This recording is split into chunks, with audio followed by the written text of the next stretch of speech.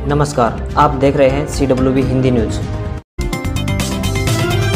दिल्ली कूच के लिए पंजाब से आए किसानों को जिला पुलिस प्रशासन ने शाहबाद के त्योड़ा थे पर बैरिकेड्स लगाकर रोकने का प्रयास किया। पुलिस ने किसानों पर पानी की बौछारें भी की, लेकिन किसानों ने पुलिस की तैयारियों को नाकाम करते हुए बैरिकेड्स तोड़ दिया और दिल्ली की ओर आगे बढ़ गए। पुलिस ने किसानों पर बल का प्रयोग नहीं किया। जब किसान बैरिकेड्स तोड़ने लगे तो उन पर पानी की बौछारें जरूर मारी, लेकिन किसान मात्र 20 मिनट में नाके को तोड़कर आगे बढ़ गए। शाम लगभग 4 बजे त्योड़ा थे के बैरिकेड्स को तोड़ा गया। उल्लेखनीय है कि पंजाब से हजारों की संख्या में ट्रालियां, कार, बसें व ट्रक शामिल थे और सभी में किसान सवार थे। जीटी रोड पर अन्य भारी वाहनों की आवाजाही बंद कर दी गई और किसानों के वाहन मुख्य जीटी रोड से दिल्ली की ओर जा रहे थे।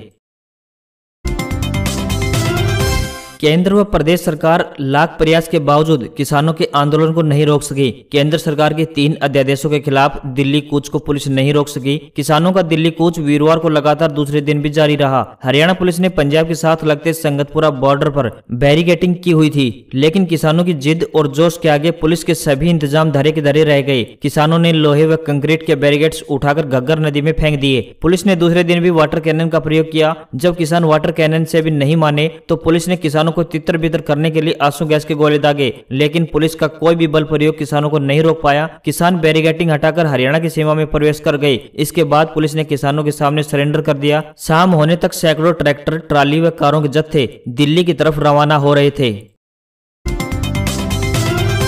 मोटे अनाज के रूप में प्रसिद्ध बाजरा अब लो तत्व व जिंक से भरपूर होगा। साथ ही अनाज व सूखे चारे की भी अधिक मात्रा मिलेगी। इसके लिए चौधरी चरण सिंह हरियाणा कृषि विश्वविद्यालय के वैज्ञानिकों ने HHB 311 नाम से बाजरे की नई बायोफोर्टिफाइड किस्म विकसित की है। इस किस्म में अन्य किस्मों के मुकाबले लो तत्व एवं जिंक क्रमशः 83 व 42 मिलीग्राम प्रति किलोग्राम पाया जाता है। सामान्य किस्मों में इनकी मात्रा क्रमशः 45 व 55 तथा 20 व 25 मिलीग्राम प्रति किलोग्राम होती है। अच्छा रखरखाव करने पर HHB 311 किस्म 18 क्विंटल प्रति एकड़ तक पैदावार देने की क्षमता रखती है। स्वतंत्रता सेनानी चौधरी रणबीर सिंह हुड्डा जी की 106वीं जयंती के अवसर पर गुरुवार को गांव खेड़ी साध स्थित उनकी समाधि स्थल पर राज्यसभा सांसद दीपेंद्र हुड्डा ने श्रद्धांजलि अर्पित की। इस दौरान हवन, पूजा और प्रार्थना का आयोजन हुआ। सांसद दीपेंद्र सिंह हुड्डा ने कहा कि दुर्भाग्य की बात है कि चौधरी छोटूराम जयंती के दिन प्रदेश में किसानों को गिरफ्तार किया गया और आज संविधान दिवस पर चौधरी रणबीर सिंह जयंती के दिन संविधान को तार तार करते हुए किसानों से विरोध करने के अधिकार को भी छीनने का काम कर रही है सरकार। किसानों की मांग जायज है, हम उनका पूर्ण समर्थन करते हैं।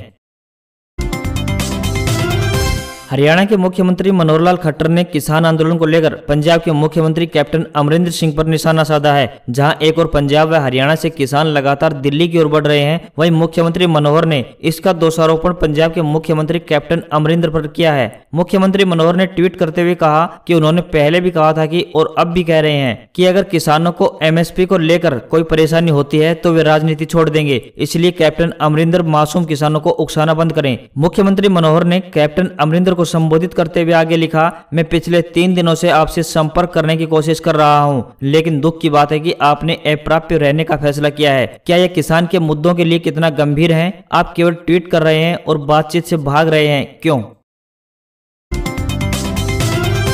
पीजी कक्षाओं में एडमिशन लेने के लिए शेड्यूल का इंतजार कर रहे विद्यार्थियों के लिए अच्छी खबर है। उच्चतर शिक्षा विभाग की ओर से पीजी कक्षाओं के कोर्स के लिए एडमिशन शेड्यूल जारी कर दिया गया है। विद्यार्थी पीजी कोर्स में एडमिशन के लिए 7 दिसंबर तक, पोस्ट ग्रेजुएट कोर्स के लिए विद्यार्थी आवेदन कर सकते हैं। 14 दिसंबर को कॉलेज की ओर से पीजी कोर्स की मेरिट लिस्ट ऑनलाइन जारी की जाएगी। खाली सीटें रहने पर वेटिंग लिस्ट में फिजिकल काउंसलिंग 21 दिसंबर को होगी। दिसंबर में पीजी कोर्स की कक्षाएं शुरू हो सकती हैं। 18 दिसंबर तक विद्यार्थी पीजी कोर्स में एडमिशन लेकर फीस जमा करा सकेंगे।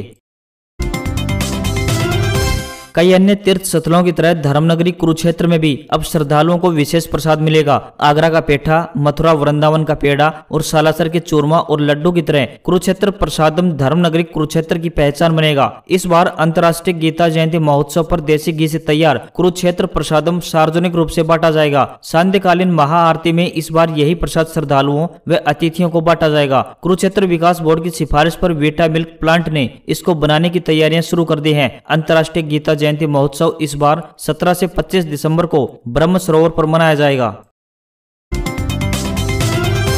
दंगल गर्ल गीता और बबीता फोगाट की छोटी बहन तथा गुरु द्रोणाचार्य अवार्डी कुश्ती कोच महावीर फोगाट की बेटी संगीता फोगाट और पद्मश्री पहलवान बजरंग पूनिया परिणय सूत्र में बंध गए। दोनों बुधवार रात शादी के बंधन में बंध गए। चरखी दादरी जिले के गांव बलाली में शादी समारोह सादगीपूर्ण माहौल के बीच आयोजित किया गया। इसमें दोनों ओर से मेहमानों की संख्या काफी सीमित थी। कोविड-19 के संक्रमण के मद्देनजर लागू लॉकडाउन के कारण शादी समारोह में मेहमानों की संख्या सीमित रखी गई थी।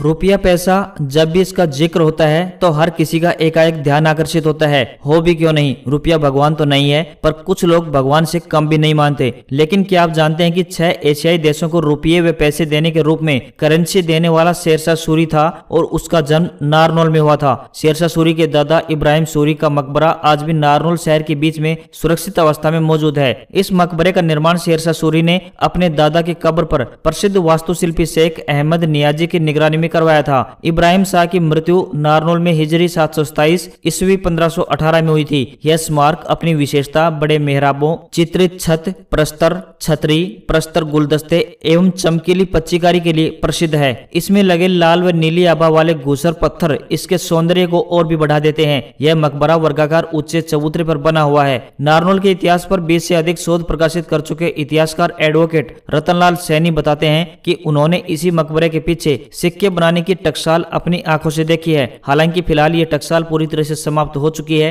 उन्होंने विशेष बातचीत में बताया कि नारनौल में बनाए गए सिक्के आज भी सुरक्षित हैं। इनमें शेरशाह सूरी, आदिल शाह सूरी, अकबर, औरंगजेब के जमाने के सिक्के शामिल हैं। किसानों के दिल्ली कूच को लेकर दूसरे दिन बृहस्पतिवार को भी पुलिस अलर्ट रही। दिन भर नाकाबंदी के दौरान चेकिंग करती रही। देर रात महम में हाईवे पर दर्जनों ट्रालों से मिट्टी डलवाकर दिल्ली जाने वाले मार्ग को सील कर दिया गया, जबकि हिसार जाने वाले मार्ग पर यातायात सुचारू रहा। DC captain Manoj Kumar, SP Rahul Sharma, DSP Shamsher Singh ने मौके का निरीक्षण किया। इस दौरान सिरसा, हिसार से आने वाले किसानों को रोका गया। कुछ किसान चोरी छिपे रास्तों से दिल्ली की तरफ कूच कर गए। रात भर पुलिस सड़कों पर डटी रही। आंदोलन के चलते पुलिस को तकरीबन 1500 जवानों को नाकों पर लगाना पड़ा। पूरी व्यवस्था संभालने के लिए DC, SP, DSP Gorakhpal Rana, DSP Narendra Kadyan नाकों पर डटे रहे। व्यवसाय और अन्य कार्यों के चलते दिल्ली आने जाने वाले लोगों को भी सफर कैंसिल करना पड़ा। 27 नवंबर यानी आज भी ऐसी ही दिक्कतें सामने आ सकती हैं। प्रशासन ने आग्रह किया है कि जब तक प्रदर्शन खत्म न हो दिल्ली जाने से परहेज किया जाए।